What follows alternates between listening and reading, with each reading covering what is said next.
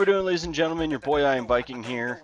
Today we're going to be looking at Nami the Tidecaller. She is a support ranged champion in League of Legends, one of my favorite support champions, and I just want to kind of give you a small guide on her, how I use her, kind of runes, masteries, item sets, and some small gameplay, landing phase, and teamfight tips.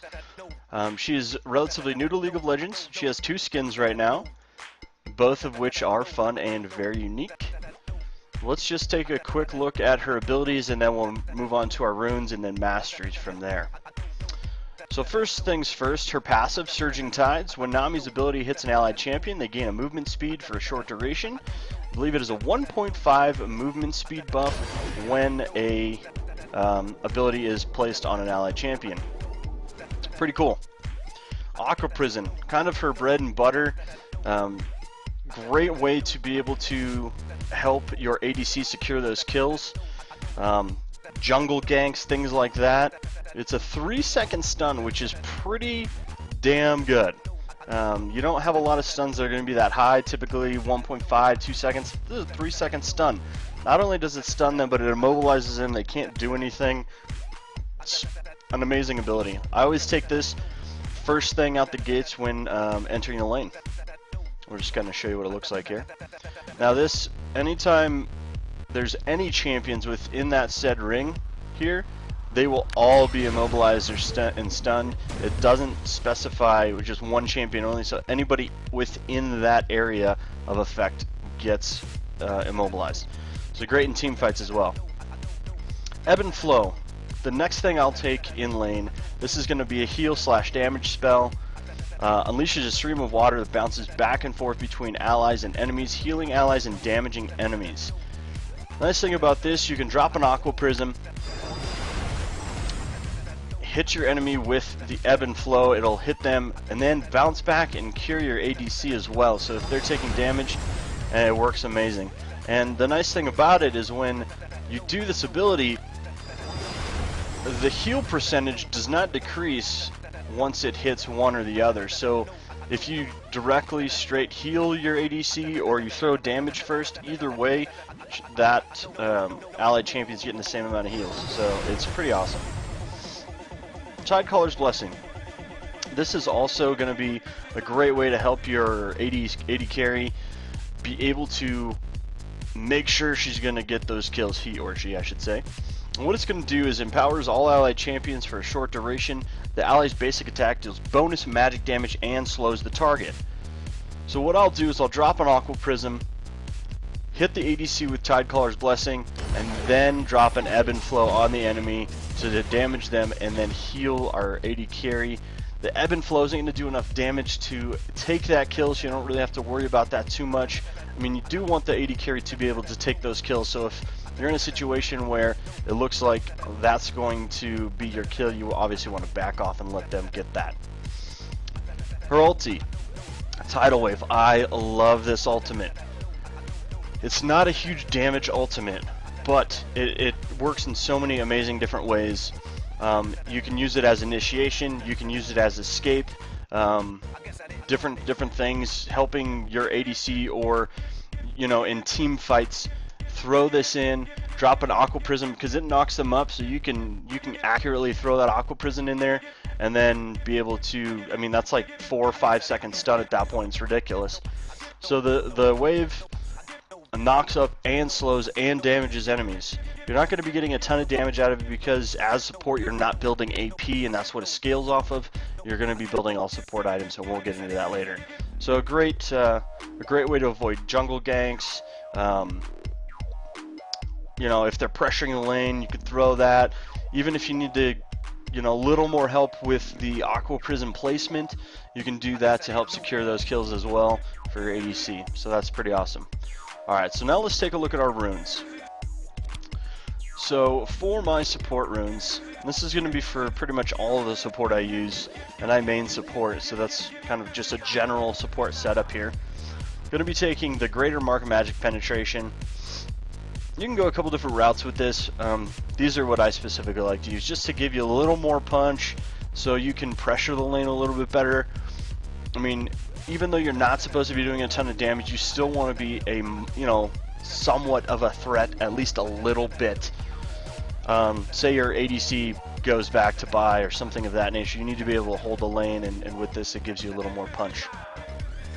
Armor seals, pretty standard stuff. You just want to be, you know, not getting annihilated in 3 hits kind of thing. So there's that. Your greater glyph of scaling magic resist. I like the scaling magic resist. It just scales real well, especially endgame stuff. So that's what I use there. And then of course our beautiful GP10s. Greater quintessence of gold, 1 gold per 10 seconds. That's 3 gold per 10 seconds there, which will coincide really well with our masteries and our item sets, so you won't have to worry about creep, but we'll talk about that here in a sec as well. So the support masteries, I do a 525, and the reason I do a 525 is I like a little bit more of the cooldown reduction from sorcery. Not that you're going to need that end game or even mid to late game because of the items you'll be getting, but for early game stuff I like to have that extra cooldown reduction to be able to utilize my spells more often than not. I take Summoner's Wrath as well. The reason I do so is for exhaust. Now, not every support takes exhaust. When I play support, I always take exhaust. I just feel like for support, it's the most important summoner spell you're going to have. The secondary summoner spell, you can choose whatever you want, but this is always a must.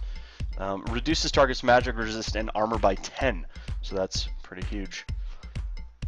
Summoner's Insight I'll take as well. I actually use Flash just to kind of help me survive ganks and things of that nature, or hurry up into team fights, whatever the case may be. Other summoner spells that are pretty viable as support, I would say, would be Clarity, just restoring your mana, and if by taking that you would be increasing your mana restore by an extra 25%. Clairvoyance, I'm not too worried about. I mean, it's nice to have to be able to see, you know, a large range of the map, but for the way we have these mastery setups, I don't feel like it's necessary. And there's, you know, either having Flash or Clarity are going to be a better option for you. You know, Meditation for our mana regen, Mastermind, a little more cooldown reduction on our summoner spells, always nice. I'm gonna have Artificer, sorry, for the cooldown reduction on our active items, which we will have quite a few different active items that we're going to be using, and used correctly, it's actually a really strong support there. Obviously our Biscuiteer for the Rejuve Biscuit, pretty much a free mana health pot, and Explorer for our Explorer's Ward, grants us 60 seconds of vision, and also 25 starting gold. Alright, here's kind of where it gets big for us. Greed. Always want to have this. This is 2 gold per 10 seconds. Going to be huge. So with our quintessences, that's going to be 5 gold every 10 seconds, which is huge. Also, increase starting gold by 50. Allow us to get the wards we want. Awareness. More experience is better. You're going to be leveling, you know, even though you're not taking those kills and getting all that CS, this is just going to help you kind of stay with the rest of your team as far as experience goes. More cooldown reduction. I love cooldown reduction. So we're going to be having more cooldown reduction, using our spells more often if necessary. So it's not that we're spamming our abilities, it's the fact that we can use them when we need to. And then some movement speed buff there as well. Those will be our masteries. Let's go ahead and take a look at our support item set. Okay, now this is almost standard for me, almost on every support, with the exception of maybe 2, like a Leona or Tarek. I've kind of built them a little more tanky, so I have a few different items, but for the most part, this is going to be kind of my main build. So our starting items, you have the Fairy Charm for some mana regen, which will build ultimately into your Philo Stone. I grab 2 Sight Wards and a Vision Ward. You'll also have your Explorer's Ward and a Biscuit of Rejuvenation, so you're going to be sitting pretty good with those. So you're coming to lane with 4 wards and your Biscuit, pretty good. First back, now these 2 things are going to be key. Your Philo Stone and the Ruby Crystal. The Philo Stone is going to give you an extra 5 gold per 10 seconds, so you're getting 10 gold per 10 seconds by this point on this item, so that's awesome. The ruby crystal is going to be the other half of your sight stone, so the faster you get this, the less money you'll have to spend on, you know, grabbing a ton of sight words every time you go back. So I always try to push for this item quick. Hopefully by the time you go second back, you can grab these items depending on how your laning phase is going. First things first, I will still grab Sightstone over Boots, just because I think it's such a huge item.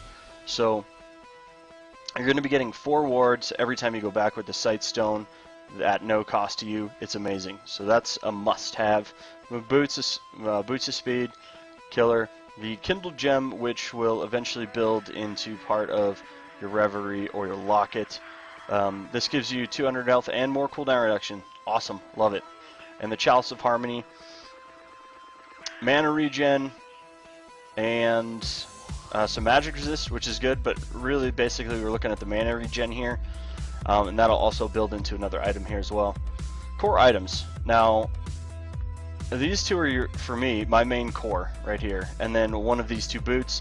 You can go Lucidity if you're worried about cooldown reduction, but I think with the build that we have and the mastery sets that we have, I don't have to worry too much about cooldown reduction. I typically 99% of the time I go with boots of mobility. It's my favorite boots on a support, just to kind of help them, you know, the ins and outs, moving around, things like that they need to do to be able to help and protect and support. The Ruby Sightstone gets you 360 health, and you actually get 5 awards, so that's a little extra bonus there.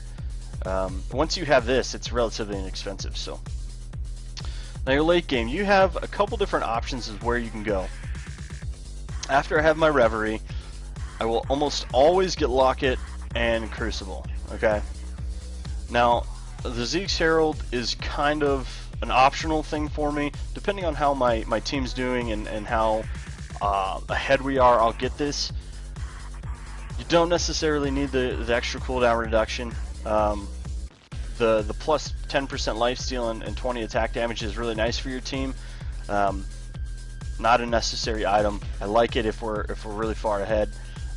If we're not, let's say we're pretty even off, I actually might go with Twin Shadows, and it doesn't really do a whole bunch for your team as far as aura wise. The reason I get it is because of the active. The two invulnerable ghosts that seek out nearby champions for 6 seconds. Once they hit those said champions, their movement speed is reduced by 40% for 2.5 seconds. Now for me, that's huge. In any kind of initiation, or say they're running and we want to try to catch up to get those kills, we pop this, it'll hit them and they'll be slowed. So it takes that much less effort to get after them. So you pop that Twin Shadows, you pop your Reverie, which is a speed movement boost. 40% speed movement boost for us, 40% speed movement reduction for them. It's a win-win situation. The other viable option opposed to Zeke's Herald would be the Runic Bulwark. I only get this if, say, my jungle or if we have a tank initiator does not already have this. You don't need 2 Aegis of the Legion or Runic Bulwarks, so keep in mind this is optional. If they're not building it, definitely build it. Now, Alicia's Blessing. This is very, very optional. This, the only time I get this is, say, my bot lane is ahead 4 up on them with their kills. They're feeling pretty confident. So kind of how this works, it's a little bit of a different item. I like it, like I said, if we're ahead and we're really confident. You get 10 health regen, 15 mana regen, which is huge. The passive, is okay. If you're using Healer, Clairvoyance, or Clarity, it's pretty cool.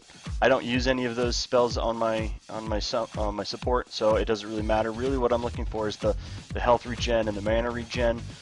The nice thing about it is, once grabbing this item, if you gain 3 levels while you have the item, the effects of the item become permanent and the item disappears from your item slot. So you're gaining the effects of the 10 health regen, 15 mana regen, and the passive, and you're freeing up an extra slot. So you get that early game, then you can break into one of these others.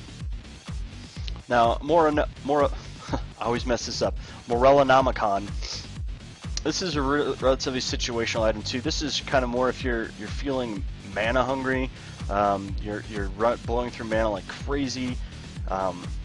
I almost never get it, but it's a viable option that's out there. 75 ability power, give you a little more punch, 12 mana regen, 20% cooldown reduction, so if you're not getting that Zeke's Herald, this is also another great option. And it does Grievous Wounds, so any champion below 40%, you inflict Grievous Wounds for 4 seconds, so they will bleed out. You have to be careful with that, because if you're stealing kills from, say, your AD carry, things like that, it's not gonna be good for you. I mean, a kill's a kill, and you want to win, but you also want your AD carry to be fed. So those are kind of the item sets that I go with. Like I said, the core items here, the Ruby Sison, Shredder's Reverie, I always go with Mobility Boots, Lockets, Mikhail's Crucible, a great item, and then optional Zeke's Herald or one of these 4 items. Again, the Miracle is definitely a very, very optional thing. So anyways, I hope that worked out for you guys, and hopefully this build is gonna help you use her and play with her really well. We're gonna have some just small clips of some laning stuff, and anyways, hope you guys enjoyed and have an awesome day. We'll see you next time, guys.